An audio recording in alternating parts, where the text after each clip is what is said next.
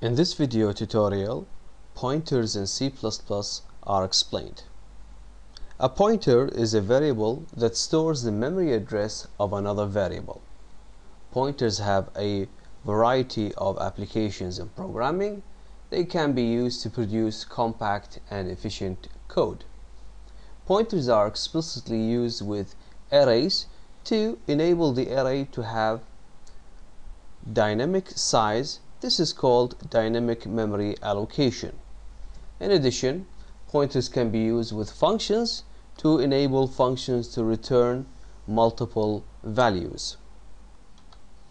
In this program, we will give an introduction to pointers, but the first thing we need to do is to declare a pointer. In this declaration statement, PTR is a pointer to integers. At the moment, PTR does not store the memory address of a variable. So the next step is to declare a variable and to store the memory address of that variable into PTR. Here we have declared another variable x, which is an integer variable with an initial value of 123. Now to copy the address of x into pointer PTR, we need to use the address operator. As you can see here, the address operator ampersand is used to copy the address, not the value, of variable x into pointer PTR. Now we say PTR is pointing to x. There are now two ways to access the value of variable x.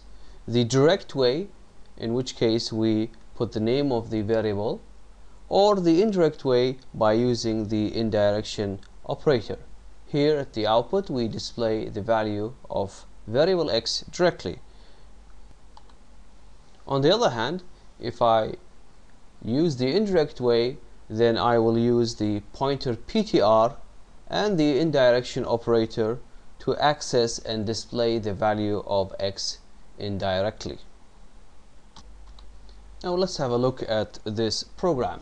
Here we have declared two pointers, PTR1 and PTR2, and two variables x and y, and x having an initial value of 8.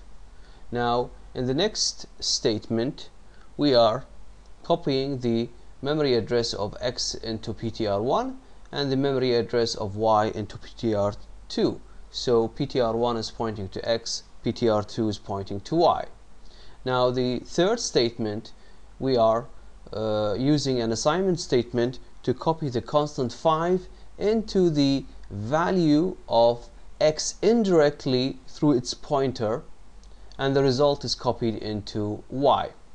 Now the output statements are used to display the memory addresses of x and y by using the address operator, and also the values of x and y are displayed indirectly through their pointers.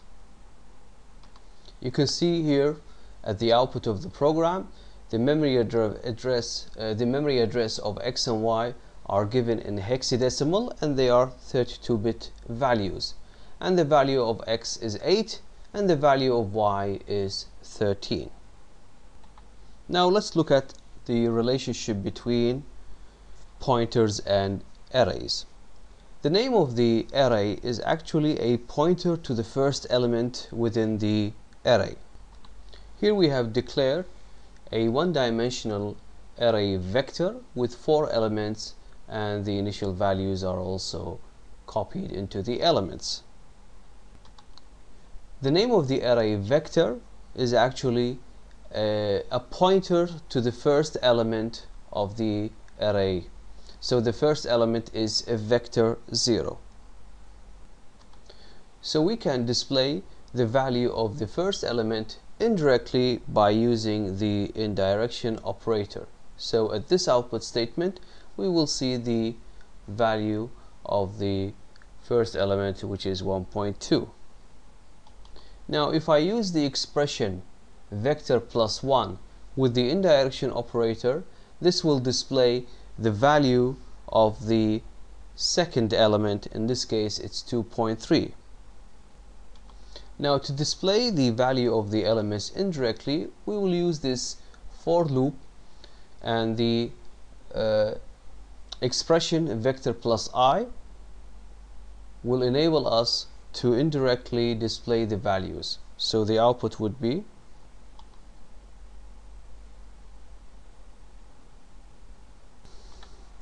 when pointers are used with arrays, we can enable the one-dimensional array to have a size which is dynamic during the running of the program.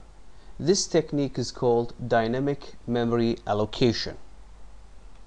In dynamic memory allocation, dynamic arrays are declared instead of static arrays.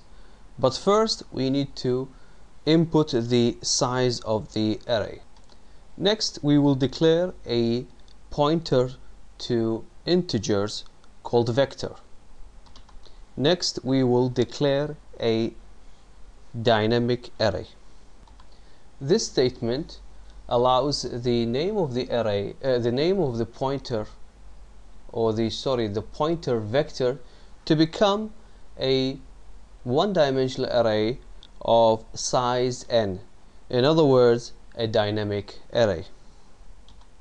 In this for loop, the elements of the new dynamic array vector are initialized and entered, and in the next for loop, the values of the dynamic array vector are displayed.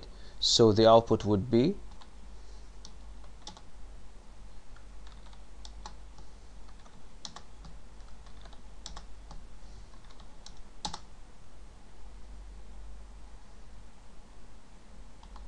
Therefore, in this program we have demonstrated how we can make the size of the array variable or dynamic during the execution of the program, and this is called dynamic memory allocation. This concludes this video tutorial.